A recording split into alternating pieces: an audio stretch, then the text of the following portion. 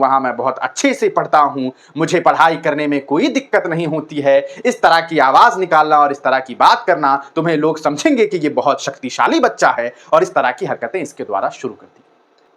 मैंने ये वीडियो अभिनव के सपोर्ट में बनाया है। स्क्रीन पर मेरे बैकग्राउंड में आपको एक मासूम सा, खूबसूरत सा बच्चा दिखाई दे रहा होगा। इसका नाम है अभिनव अरोड़ा।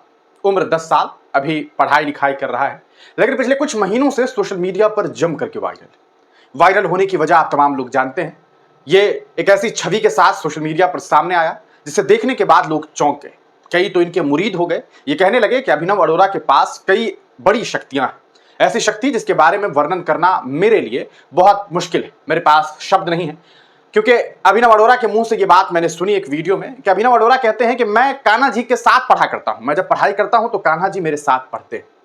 और भी कई बातें। कान्हा जी अगर बात करें तो आप तमाम लोग जानते हैं, हिंदू धर्म में एक भगवान है, एक ईश्वर के रूप में वो जाने जाते हैं। और उनके साथ, यानी कि ये लड़का जब पढ़ाई करता है तो जो कृष्ण जी हैं वो इसके साथ पढ़ाई करते हैं। ये बातें इसके द्वारा कही गई थी।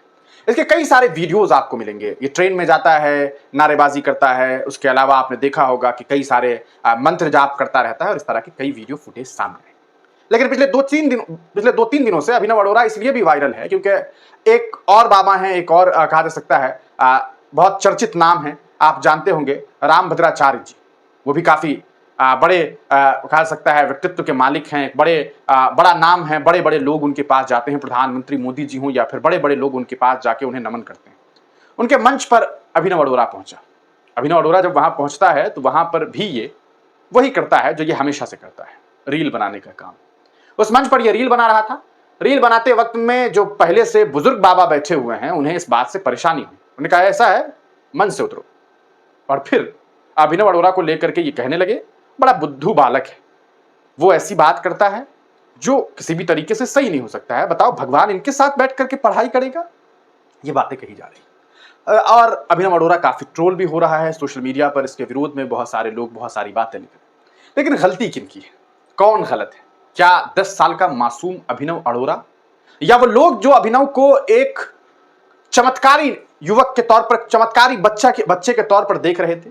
वो भीड़ जो इसके अंदर एक ऐसी ताकत को देख रहे थे जो ताकत कभी था ही नहीं? वो भीड़ जो अभिनव अरोड़ा को देख करके ऐसे कर रहे थे मानो पता नहीं कि अभिनव अरोड़ा के अंदर कौन सी शक्तियां आ गई है?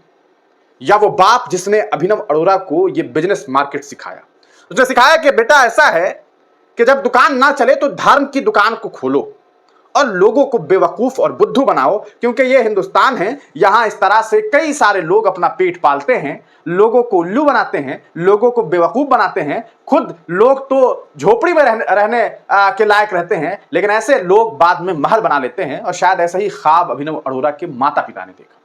ट्रेंड किया गया, बाज़ाब्ता अभिनव को सिखाया गया कि तुम्हें बोलना है कि वैसे तो मैं स्कूल भी जाता हूं, वहां मैं बहुत अच्छे से पढ़ता हूं, मुझे पढ़ाई करने में कोई दिक्कत नहीं होती है। इस तरह की आवाज़ निकालना और इस तरह की बात करना, तुम्हें लोग समझेंगे कि ये बहुत शक्तिशाली बच्चा है, और इस तरह की हरकतें इसके द्वारा शुरू कर दी।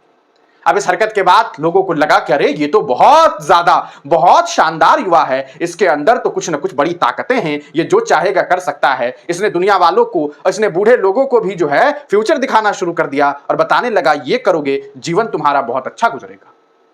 अब इस तरह के नाटक इसके द्वारा शुरू कर दिया गया। ऐसा नाटक करके तो मैं भी अगले दिन चैनल बंद करके बाबा बन जाऊं। लोग करने को कर रहे हैं इस तरह का काम, जैसे आप इसी को देख लीजिए। अब चूंकि बच्चा ट्रोल हो रहा है तो मुझे बच्चे के लिए बुरा लग रहा है।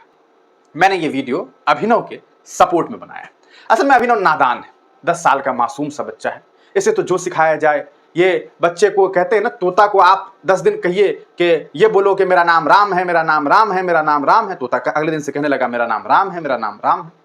तोता को सिखाने लगे आप कि मेरा नाम जो है वो कहा जा सकता है शाहिद है, शाहिद है, शाहिद है, तोता अगले दिन शाहिद है करने लगेगा। लोग कहेंगे अरे तोता को इतना ज्ञान, तोता नाम पुकार रहा है भैया। लेकिन उसी तोता को आउट ऑफ सिलेबस किसी व्यक्ति का नाम पूछ लीजिए कि इस व्यक्ति का नाम क्या है, तोता करने लगेगा। दिक्कत यहां है। तो बेचारे मासूम से अभिनव अरोड़ा को, एक खूबसूरत सा नादान सा बच्चा, इसे देख करके कोई भी खेले कूदे इसके साथ, इसे माता पिता ने ट्रेंड किया।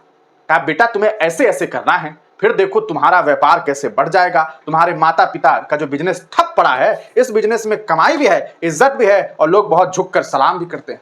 लेकिन इस बार ये बिजनेस चल नहीं पाया। अच्छा, आपको बताऊं, इस बिजनेस के ना चलने के पीछे की वजह यह है कि जो बड़े वाले बिजनेसमैन हैं, जो पहले से बिजनेस कर रहे हैं, उन्हें लगा कि ये नया जो लड़का आया है, ये हमारे बिजनेस को ना खराब कर दे, इसलिए इस बंदे के बिजनेस को डुबो दिया गया और अभी अभिनव अरोड़ा खूब ट्रोल हो रहा है।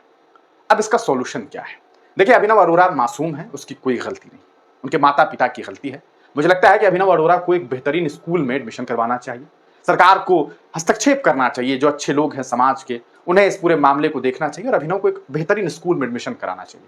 वहां वो पढ़ाई करके अपनी जिंदगी को बहुत बेहतर बना सकता है। शायद जब वो अपनी जिंदगी बहुत बेहतर बनाएगा तो समाज के लिए वो काम करेगा, लोगों को उल्लू और बेवकूफ नहीं बनाएगा।